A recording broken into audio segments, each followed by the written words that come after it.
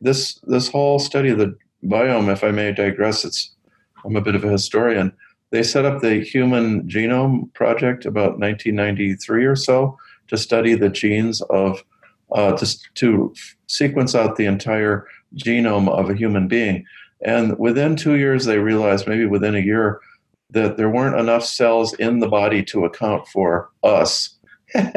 And they had to, where were the genetics that they couldn't find? It was in the microbiome. Microbiomes are inherited to some extent, and they genetic, and they are tremendously influenced by foods and drugs, of course. And we've been warring on our microbiome through antibiotics for a long time now, and not such a good idea. And also just by all sorts of crazy foods and things that we've been eating.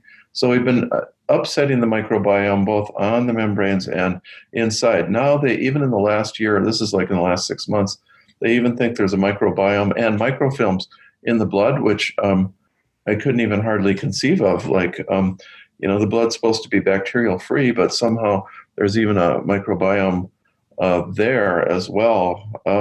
So yes, this is keeping our membranes really in an operative order is very important.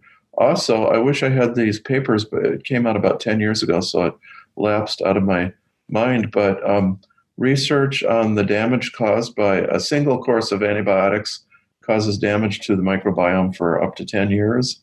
And children who have had a lot of antibiotics, I can't remember how much, weigh at a certain, I don't know, age 5 or 7 or 10, an average of 3 pounds less than children that have had much less or none. I can't remember the exact. So there's a very dramatic influence from the antibiotics, and they're kind of a pact with the devil. They are actually molds, so they're actually related to the microbiome. But if we use them more skillfully, perhaps we wouldn't have this problem. But here, herbs actually change the environment and change the microbiome. We don't want to kill critters so much. That's not our aim. Although, yes, when we have anthrax and things like that, we got to kill the critters or typhoid. But for 95% of what goes on, or 99, we want to change the environment so that the bacteria, the viruses, and the molds don't want to live there. And in fact, this is really, if there was a single motto of this whole class, I would say, Phyllis, you can agree or disagree, I would say this is our attitude.